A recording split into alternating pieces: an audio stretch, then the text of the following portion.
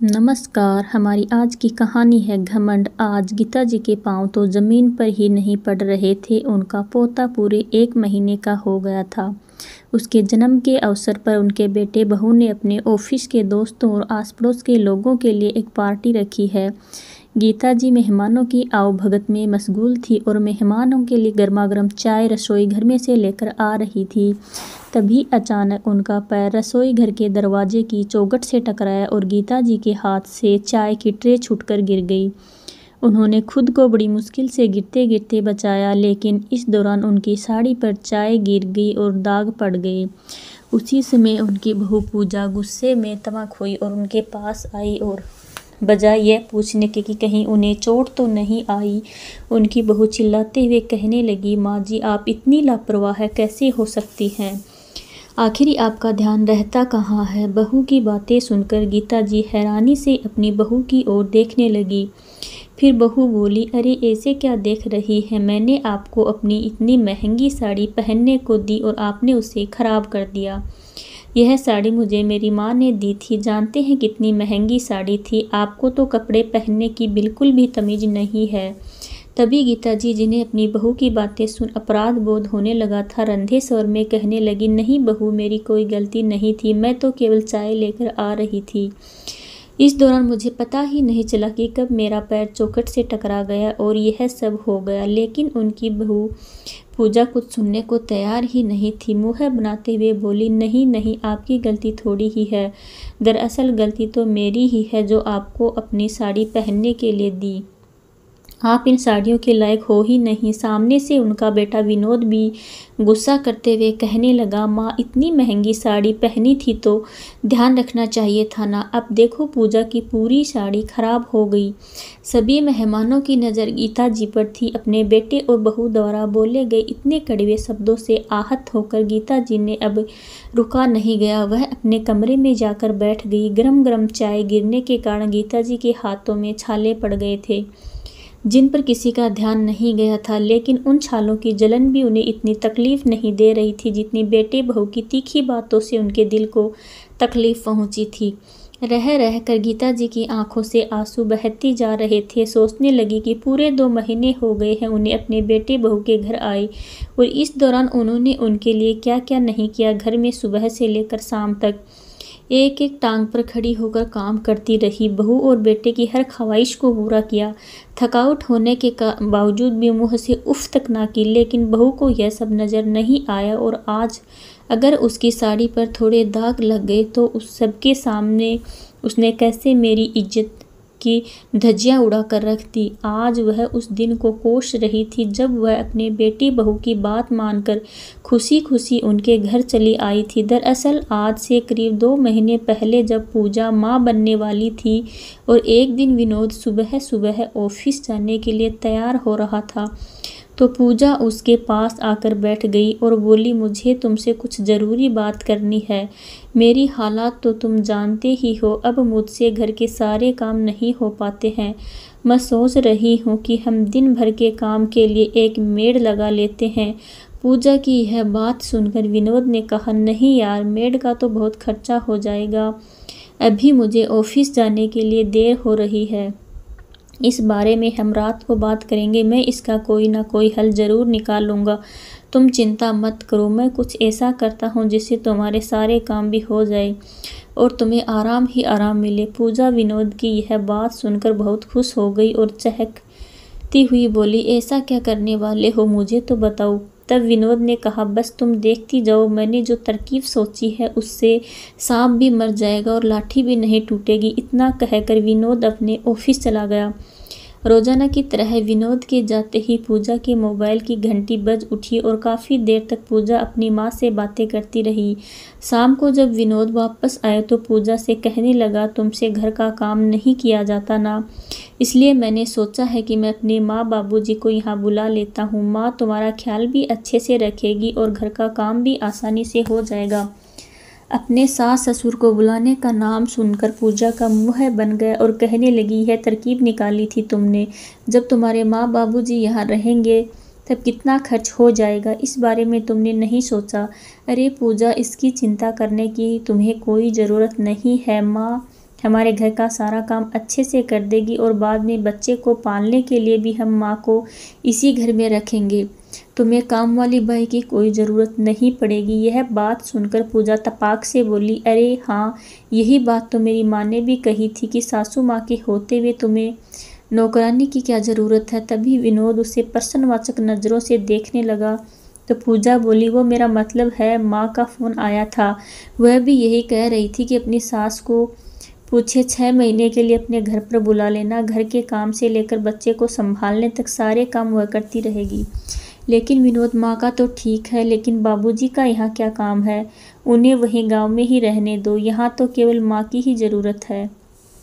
तभी विनोद बोला, पूजा तुम समझ नहीं रही हो। अगर हम माँ को इतने समय के लिए बुलाएंगे तो बाबूजी के खाने पीने की समस्या हो जाएगी, और अगर वह यहाँ पर रहेंगे तो बाहर के सारे काम करते रहेंगे। सब्जी लाना, दूध लाना, राशन का सामान लाना, सब काम पिताजी कर लेंगे। और फिर तुम यह क्यों भूल जाती हो कि उन्हें पेंशन भी तो मिलती है।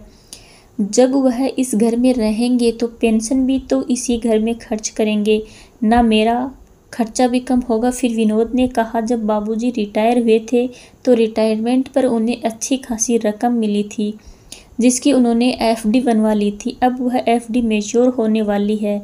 जब बाबूजी यहाँ आएंगे तो लगे हाथ में उनसे उन पैसों के बारे में भी बात कर लूँगा।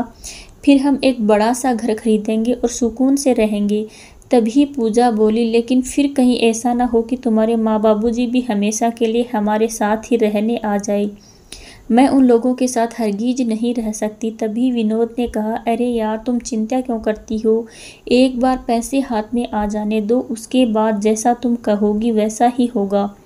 विनोद की यह बात सुनकर पूजा तो जैसे खुशी से उछल पड़ी और झट से बोली, फिर देर किस बात की है, जल्दी लगाओ ना अपनी माँ को फ़ोन। हाँ हाँ, अभी लगाता हूँ। ऐसा कहकर विनोद ने अपनी माँ को फ़ोन किया और कहा, माँ, पूजा की तबीयत कुछ ठीक नहीं रहती, 8वां महीना चल रहा है। अब उससे घर का काम भी नहीं किया जाता और यहाँ तो काम वाली बाई भी नहीं मिल पा रही। माँ, एक काम करो ना, कुछ समय के लिए आप यहाँ पर आ जाओ। बेटे की बात सुनकर गीताजी बोली, ठीक है बेटा, मैं इस बारे में तुम्हारे बाबूजी से बात करती हूँ। ऐसा कहकर गीताजी ने फ़ोन रख दिया। शाम को जब गोपाल दास जी घर लौटे तो गीताजी उनसे कहने लगी, सुनिए जी, आपके बेटे का फ़ोन आया था, बता रहा था कि बहू की तबीयत ठीक नहीं रहती, अगले महीने उसकी डिलीवरी है और उन्हें कोई मेड भी नहीं मिल पा रही, इसलिए उन्होंने हम लोगों को बुलाया है। पत्नी की यह बात सुनकर गोपाल दास जी बोले, बात तो ठीक है गीता, जब बच्चों को हमारी ज़रूरत है तब हम लोग काम नहीं आएंगे तो और कौन काम आएगा। बेटा बहू हमें इतनी बड़ी खुशी देने जा रहे हैं तो क्या हम उनकी इतनी मदद नहीं कर सकते। वहाँ बहू को परेशानी हो रही होगी। तुम जल्दी से सामान पैक करो और वहाँ चलने की तैयारी करो। अपने पति की यह बात सुनकर गीताजी खुश हो गई। उन्होंने तुरंत अपने बेटे को फ़ोन किया और उत्साह से बोली, बेटा, हम 1-2 दिन में ही तुम्हारे पास पहुँच जाएंगे। गीताजी ने बड़े ही लाड प्यार और हमदर्दी के साथ अपने बेटे के पास आने के लिए हाँ तो कर दी, लेकिन उन्हें इस बात का जरा भी एहसास नहीं था कि बेटा बहू उन्हें किस इरादे से अपने पास बुला रहे थे। 2 दिन के बाद गीताजी और गोपाल दास जी अपने बेटे बहू के पास बड़े शहर में पहुंच गए। जैसे ही वे लोग घर पहुंचे तो विनोद ने कहा, देखो ना माँ, आपकी बहू की कल से तबीयत कितनी खराब है, उल्टियाँ हो रही हैं। अब तक तो जैसे तैसे मैं खाना बनाकर काम चला रहा था, अब आप आ गई तो आप रसोई संभाली और घर की बाकी जिम्मेदारी या भी अब आपके हवाले है। बेटे ने उन्हें इतना हक जताकर बात की तो गीताजी बहुत खुश हो गई। सोचने लगी कि मेरा बेटा मुझसे कितना प्यार करता है, कितने अपनेपन से उसने मेरे आते ही सारे घर की जिम्मेदारी मुझे सौंप दी। पहुंचते ही गीताजी ने घर का सारा कार्यभार संभाल लिया और पूरे घर का काम करने लगी। सुबह के नाश्ते से लेकर रात के खाने तक का सारा काम गीताजी अकेले संभालती थी। अपनी पत्नी को दिन रात काम में जुटे हुए देख गोपाल दास जी उनसे कहने लगी, अरे भाग्यवान, तुम पूरा दिन काम में ही लगी रहती हो, कहीं अपनी तबीयत खराब मत कर लेना। फिर गीताजी हंसते हुए कहती, अरे आप भी ना, बेटा बहू मुझे दादी बनाने जा रहे हैं, कोई मजाक थोड़ी ना है। इस खुशी के आगे तो मुझे अपने घुटनों का दर्द भी नज़र नहीं आता। एक बार सब कुछ अच्छे से निपट जाए तो मेरी चिंता ख़त्म होगी। तभी कमरे से पूजा की आवाज़ आई, माँ जी मेरे लिए चाय बना देना। उसी समय विनोद भी ऑफिस के लिए तैयार हो गया। माँ मेरा नाश्ता कहाँ है? गीता जी फिर से काम करने में जुट गई। आखिरकार वह समय भी आ गया जब घर में एक नन्हा मेहमान आ गया। सभी लोग खुशी से फूले नहीं समा रहे थे और गीता जी तो दादी बनने की खुशी में अपनी सारी थकावट ही भूल गई। बड़ी खुशी खुशी अपनी बहू की सेवा करते जा रही थी। उसे समय से खाने के लिए पौष्टिक भोजन देती, बच्चे की बादाम के तेल से मालिश करती और माँ बेटे दोनों का बहुत अच्छे से ख्याल रखती। एक दिन गीता जी और गोपाल दास जी अपने पोते को गोद में लेकर उससे खूब लाड प्यार जता रहे थे। वह दोनों तो उसकी बलाएं ही लेते जा रहे थे। तभी उनका बेटा विनोद उनके पास आया और अपने पिता से कहने लगा, बाबूजी आप तो जानते हैं कि हमें एक बड़ा घर लेना है। यह घर हम लोगों को बहुत छोटा महसूस होता है और आपको तो पता है कि घर खरीदने में लाखों रुपए की ज़रूरत होती है। फिर गोपाल दास जी बोले, तो बेटा इसमें परेशानी वाली क्या बात है? अगले महीने मेरी एफडी मैच्योर होने वाली है। अब इस उम्र में हमें इतने पैसों की भला क्या ज़रूरत है? जितना भी पैसा आएगा वह सब तुम रख लेना। यह बात सुनकर विनोद जी की तो बाछें ही खिल गई। उसके बाद अभी कुछ दिन ही बीते थे कि पूजा को घर में बैठे हुए अपने ससुर जी खटकने लगे। उसे ऐसा लगता था कि जैसे वह तो किसी काम के हैं ही नहीं। घर का सारा काम तो उसकी सास ही करती है। ससुर जी तो बस घर में बैठकर काम ही बढ़ा रहते हैं। तो पूजा ने अपने पति विनोद से कहा, आप अपने पिताजी को वापस उनके गांव भेज दीजिए।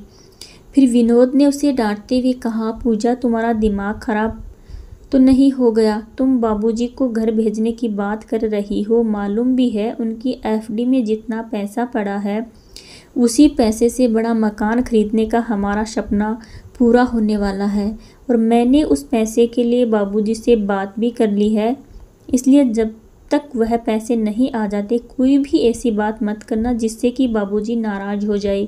अगले दिन जब गीता जी रसोई घर का सारा काम निपटाकर कमरे में पहुंची तो गोपाल दास जी बैठे हुए कुछ सोच रहे थे।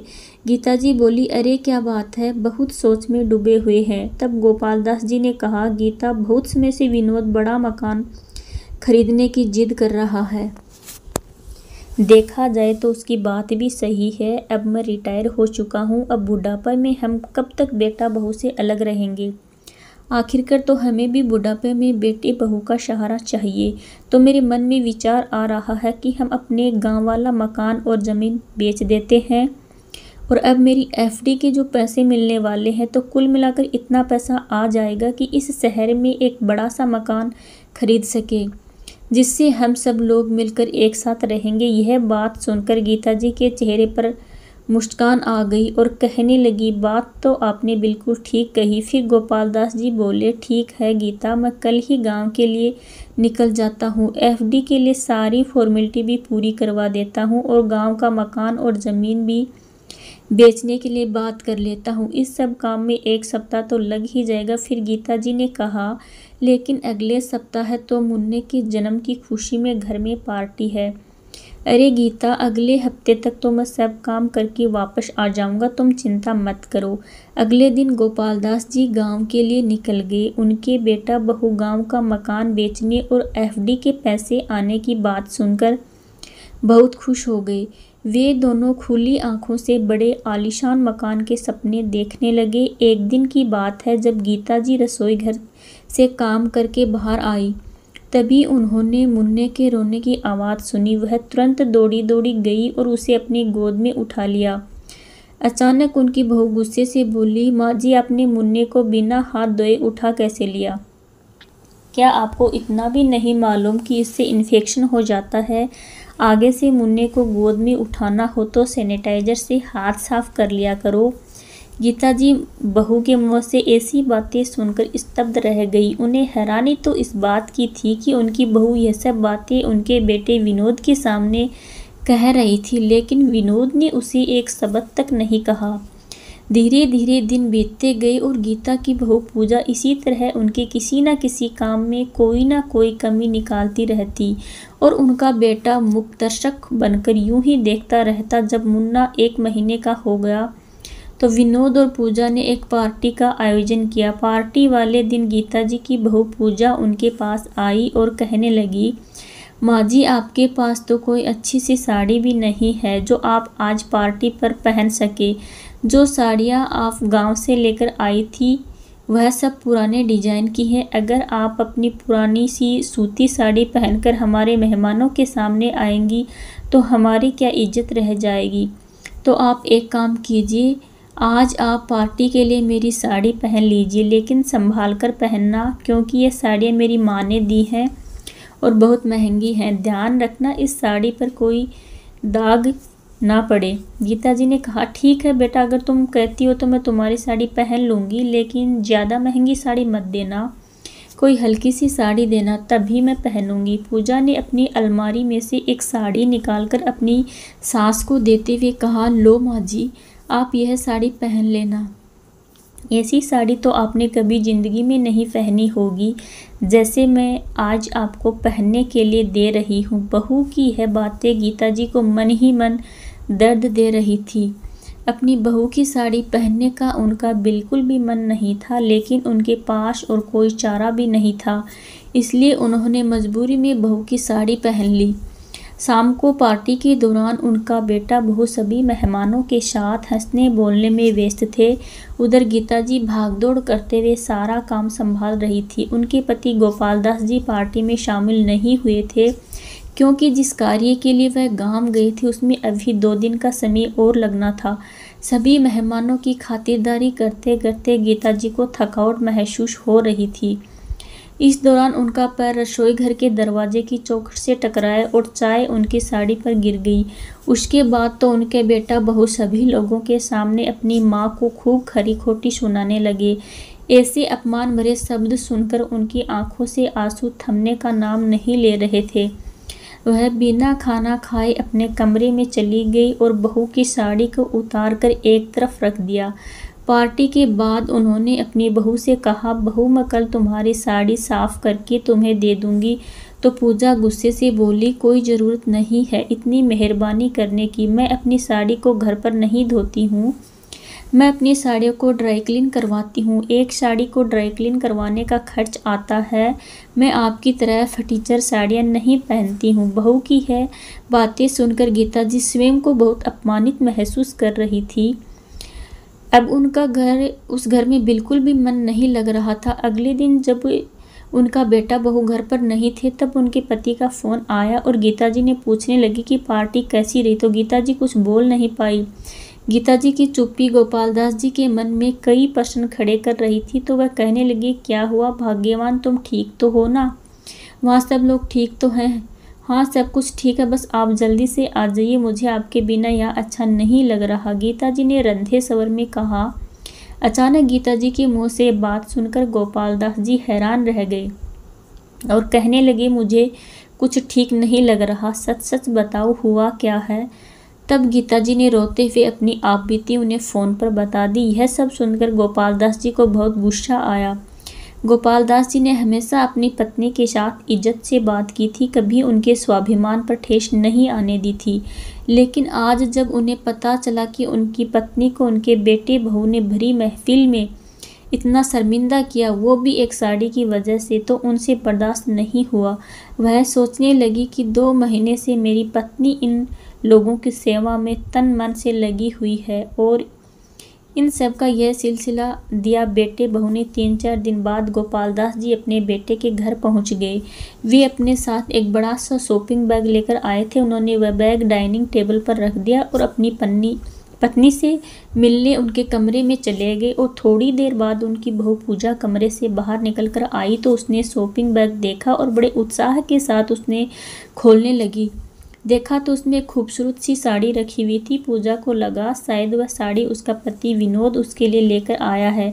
उसे तो अभी तक भनक भी नहीं थी कि उसके ससुर जी घर पर आ गए हैं, क्योंकि जब वे आए थे तो पूजा उस समय अपने कमरे में सो रही थी। उसे लगा कि विनोद उसके लिए सरप्राइज गिफ्ट लेकर आया है। पूजा फटाफट से साड़ी लेकर कमरे में चली गई और वह साड़ी पहन ली। साड़ी बहुत ही सुंदर लग रही थी और बहुत ही महंगी भी। पूजा सोचने लगी कि यह साड़ी कम से कम की होगी, तो वह तो हमेशा से ऐसी ही साड़ियाँ खरीदना चाहती थी। उसके थोड़ी देर बाद ही विनोद भी ऑफिस से घर आ गया। अपने कमरे से निकलकर पूजा ने बड़ी खुशी खुशी विनोद को आवाज़ देकर बुलाया और बोली, देखिए ना मैं इस साड़ी में कैसी लग रही हूँ। जब विनोद ने उसे उस साड़ी में देखा तो उसकी आंखें खुली रह गई और बोला, पूजा यह साड़ी तो बहुत सुंदर लग रही है, लेकिन तुमने कब खरीदी, मुझे बताया भी नहीं। यह सुनकर पूजा हैरान होते हुए बोली, क्या मतलब, क्या यह साड़ी तुम नहीं लाई? अरे क्यों मजाक कर रहे हो, यही तो रखी थी यह साड़ी, देखो कितनी सुंदर है, आप नहीं लाई तो कौन लाया होगा। उसी समय विनोद और पूजा की बातें सुनकर गोपाल दास जी अपनी पत्नी के साथ बाहर निकले। पूजा और विनोद को कुछ समझ नहीं आ रहा था। तभी गोपाल दास जी कहने लगे, बहू वह साड़ी विनोद नहीं मैं लेकर आया था। तभी विनोद ने कहा, अरे पिताजी आप कब आए? बस बेटा अभी थोड़ी देर पहले ही आया हूँ। और बहू यह साड़ी मैं तुम्हारे लिए नहीं अपनी पत्नी के लिए लेकर आया था। खैर छोड़ो बहू, मुझे लगता है शायद इस साड़ी की मेरी पत्नी से ज़्यादा तुम्हें ज़रूरत थी। तुम्हें मालूम है तुम्हारे पास बहुत सी साड़ियाँ होंगी, लेकिन मैं यकीन से कहता हूँ कि इतनी महंगी साड़ी तुम्हारे पास एक भी नहीं होगी। अपने ससुर के मुँह से ये बात सुनकर पूजा के तन बदन में आग लग गई और उससे ऐसा लगा जैसे उसने यह साड़ी पहनकर बहुत बड़ी गलती कर दी हो। वह तुरंत गुस्से से कमरे में गई और कपड़े बदलकर उस साड़ी को शॉपिंग बैग में डालकर वापस ले आई और जैसे ही डाइनिंग टेबल पर रखने लगी तभी गोपाल दास जी बोले, इसकी कोई ज़रूरत नहीं है बहू, यह साड़ी अब तुम ही रखो, क्योंकि मेरी पत्नी अब किसी की उतरन नहीं पहनेगी। अब ऐसी ऐसी हजारों साड़ियों की वह मालकिन होगी। गोपाल दास जी की यह बात सुनकर उनका बेटा विनोद प्रश्नवाचक निगाह से उनके चेहरे की ओर देखने लगा। तभी गोपाल दास जी बोले, क्यों हैरान रह गए बेटा? फिर उन्होंने अपने बैग में से कुछ कागज़ निकाले और विनोद के हाथ में पकड़ाते हुए कहा, हमारे शहर को गांव से जोड़ने वाली सड़क पर मैंने अपनी पत्नी के नाम पर साड़ियों का पूरा शोरूम खरीदा है। यह उसी के कागज़ हैं। अपने ससुर की यह बात सुनकर पूजा के तो होश ही उड़ गए और यह बात सुनते ही विनोद भड़क उठा, यह क्या बाबूजी, आप तो हमारे मकान के लिए पैसों का इंतजाम करने गए थे ना?